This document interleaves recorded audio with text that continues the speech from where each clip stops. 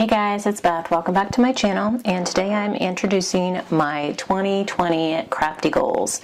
Last year I participated in the collaboration. It was the 2019 Crafty Goals collab with Amalia, and I had good success with that. I really enjoyed it, and so I decided to participate again this year. So now it is the 2020 Crafty Goals collab with Amalia. And we actually have a really big group that are participating this year, and so I'm excited about that.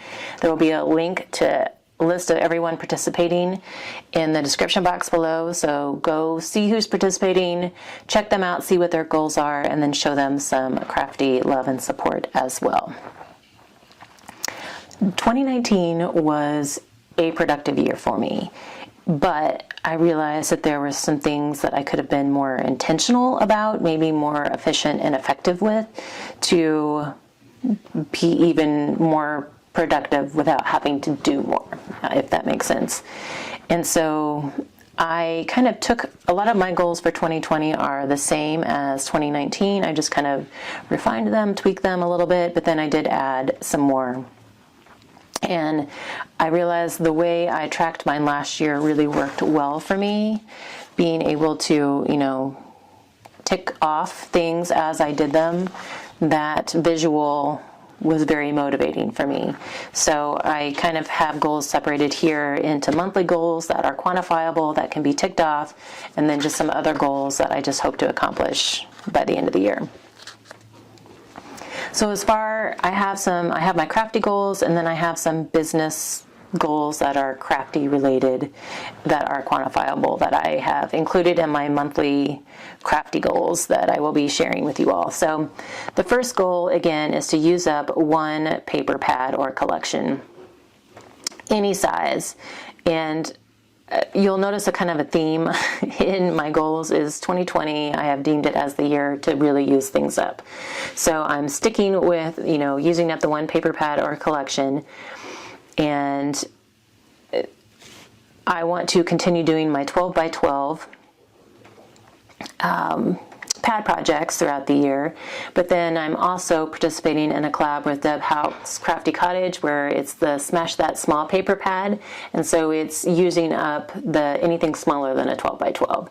So using up one paper pad or collection each month.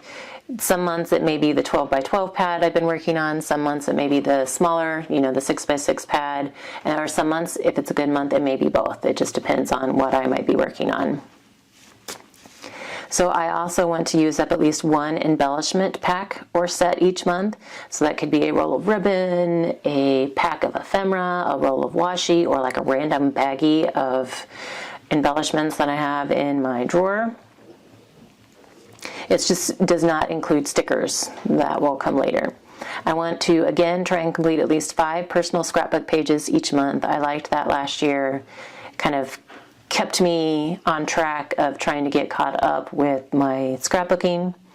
I want to use up at least one sticker sheet each month, and that is part of Deb Houck's Stick Your Side of Crafting collaboration, and it focuses on using up one sticker sheet each month.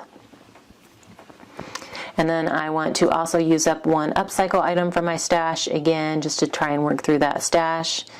I want to clean my craft studio at least once per month. It's really sad that I have to put that on my goal tracker sheet, but I'm horrible at cleaning. And I do try and clean up after each pad project, kind of like clean things up and switch things out, so I'm, what's on my table, it relates to the current pad project I'm working on. But towards the end of the year, I was just so busy jumping from one thing to next, and a lot of times there were multiple projects going on at one time, and so things would just get pushed to the side so that I could bring them back, and it's a hot mess right now. Still trying to get caught up enough to really do a good cleaning on my craft table.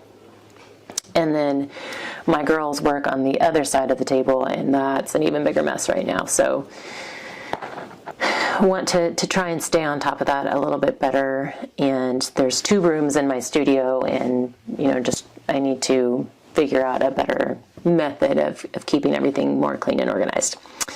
And then the last one up here is to make 10 Christmas cards, and that goes along with metal scrap and chicks, 10 on the 10th card collaboration. So a lot of the collaborations I'm doing this year all relate to helping me use things up or stay on top of things. So, Deb Houck's 2 collaborations, the sticker sheet, using up the sticker sheet, and then the smaller pads. She's not on the Smash That Small Paper pad. You don't necessarily have to use up one small pad per month.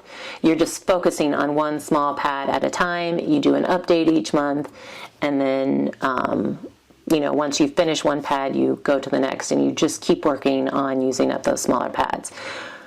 I am going to try for a while anyway to push to finish one of those small pads each month, and then continue to work on, averaging one big pad per month. I didn't quantify that because I'm really not sure how that's going to go.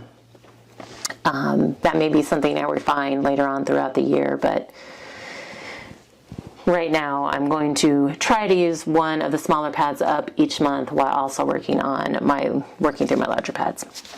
So those are my crafty goals. Then I have 2 business goals that are crafty related, and one of those is to create at least 10 block sets per week. So we have added several more big shows to our craft show schedule in the fall. And while I did do better last year at making up block sets, during the summer during our slower times, I did make a lot, but I still wasn't prepared for the volume of inventory we would need to get us through all of these bigger fall shows. So I want to kind of focus on doing at least 10 sets every week, whether that's for orders or just trying to have inventory on hand. Those kind of are all going to be lumped in together, but still to focus on 10 sets per week instead of just completing my orders and then being done and trying to focus on something else. So hopefully that will help me build up our inventory stash and be more prepared for the shows this fall.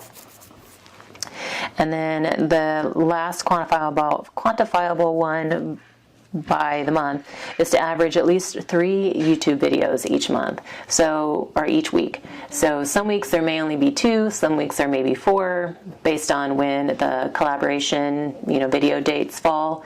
And so I hope that, by the end of the month I can average at least 3. I would love to, try and do 3 every week, but it just, again, depends on what's going on. So I want to at least average 3 per week each month. So those were kind of the ones that I could easily track by month, and then I just have some other broader goals that I just hope to have done by the end of the year. So the first one of those, and the biggest beast of those, is to figure out a more efficient and manageable way to organize and store all of my girls' craft supplies. Like I said, I work on one side of the table, they work on the other side of the table, and they have a ton of stuff too. And my oldest daughter, she's a micro organizer. She loves to organize things, but she doesn't love to always follow that organizational structure when it's time to put things away. So I need to find a kind of melding, middle of the road way to work with her organization style and her cleanup style so that it works a little bit better, because they tend to craft and then leave it. Because like I said, at least I also craft and leave, but at the end of a project I do try and clean things up. They just don't until I make them. And I think it's just because they don't have a great way to organize them and store them. It's hard to find things when they put them away, even though it's hard to find things right now when it's all spread across the table. So I probably need to introduce some more storage and figure out if I want to cut down all of their paper to one or two consistent sizes, because they don't have I think their trimmer is maybe 7 inches tall, so they can't fit a full 12 by 12 in their trimmer anyway.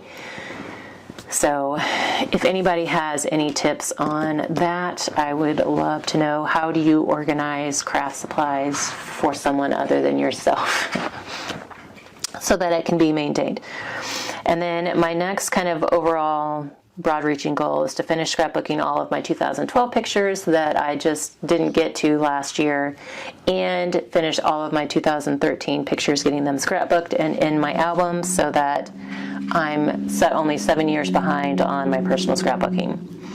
And then the last one is to develop kits to help use up my papers and supplies. And so these kits, my vision for them would be kits that I could put together for like card making and mini albums for sale, or kits that, again, just kits for just about anything that I could use to teach classes with, or do group crafting with, and then kits that might be able to be donated to organizations that would have like craft events or craft nights or something like that. So I feel like that is a good way to use up my paper without me actually having to be the one to use it, and to find a good use, someone else that could really use those. So I would like to find do some that I could try and sell, and then some that I could also donate as well. So if anybody has any tips on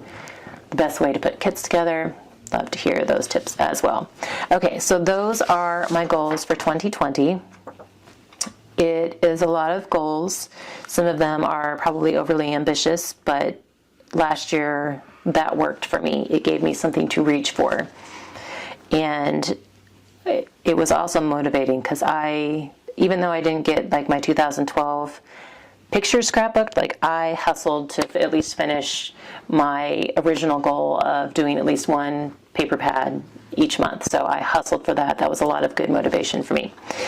So they are some big goals and a lot of goals, but I feel like a lot of them all work together. They mesh well. They're related, like interrelated.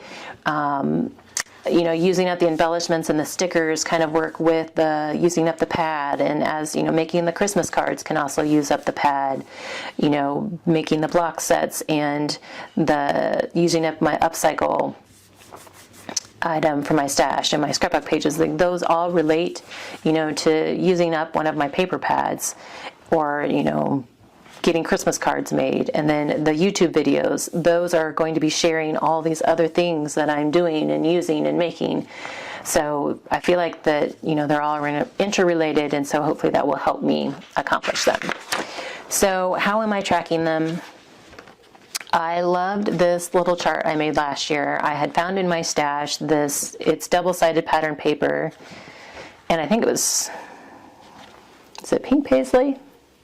I don't remember who made the paper or who the paper's from, but it had this ledger print on one side, this ledger pattern, and then a pretty pink pattern on the other side. The ledger pattern really spoke to my accounting soul, and so I wanted to continue that, but I couldn't find anything like this in my stash again for this year. So I went online and I actually found where you could download and print ledger paper. So I printed it on some pretty pink paper. There's like a little subtle pattern to it, but it's clean enough that I can, see what my goals are and see the tracking. And so I used the columns over here, the ledger columns, for my months, and then I used this side down here for my goals, and then I went through and drew in lines to kind of make some boxes, so that I can check off these little boxes within each bigger monthly box. So I'm not expecting you guys to be able to read this. That's kind of what this little summary sheet is for. This is for me to track.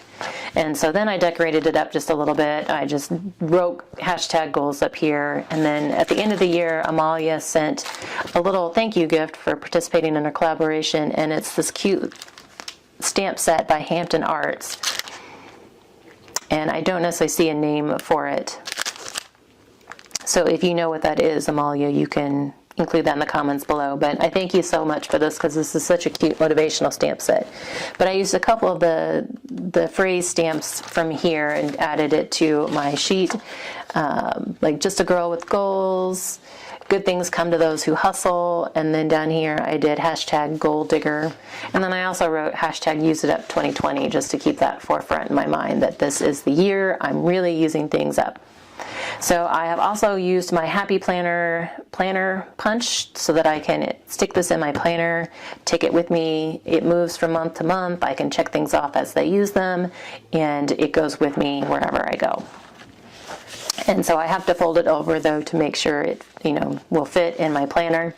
So I decided to decorate this side a little bit as well. And I just took some planner stickers that I had, like hashtag goals, she believed she could, so she did, and then just some little hearts. So kind of makes for some pretty tracking. And one thing I learned last year is that this method worked so well for me, being able to tick things off and to visibly see that. I'm still trying to figure out how to work in all of my other goals in a similar manner so that I can check things off. So this is where I wrote down all of my goals. I have my crafty goals, I have business goals here, and here, and here, and then I have personal goals. Some of the business goals I can, track. Like I said, I can track on here. I have included them here because they're easily quantifiable and trackable. Some of them are more broader, and some of them I can break down into smaller goals and be able to, check those off. So I'm still, last year I did kind of a mesh between, I did a spreadsheet, an Excel spreadsheet, and had some, boxes that I could check off, and some were just lists of goals. And so I need to tweak that, figure out how I can make that work better for me. And I also want to do something for my personal goals as well so that I can track them. So I'm going to take you out here just a little bit. So this is my planner for 2020, and it's a Happy Planner. It's the standard size, and the layout is a little different than what I have had in the past. Normally my weekly layouts would have the days of the week, and then each day would have like 3 sections, almost like if it was morning, afternoon, evening. Whereas this year it has like a weekly summary sheet over here, and then it has all of your days of the week over here in, smaller boxes. So I had to kind of change how I think about how I use the planner anyway. And so I figured this is a good time to kind of figure out a better way to track things. So just to kind of share with you what I do, like I said, this is a Happy Planner. I have daily planner pages as well that I bought off of an Etsy shop, and I will include a link to that below. And so I can just print those, as many as I need each month. I also found a free to-do list, I think on Pinterest. If I can find that link, I will include it as well. And I also found a free weekly meal plan that I use. So what I do at the beginning of each month is I list everything that I know of that needs to happen by week. Some of those are recurring, some of those are like specific project oriented, but I list it all here. And then I can kind of go through and figure out which day to-do list I want to put it on. And then I use my kind of like weekly, week at a glance here, just to track appointments or deadlines, things that need to be done, just so I can kind of see it cleaner. But then I also have to make sure it's on my daily. So there's a lot of repetition here, but that works for me. So I've also decided to take this page with my kind of the weekly summary on it, and it has categories of things that I don't necessarily need to do. Like this used to say errands. I don't even remember what that one said.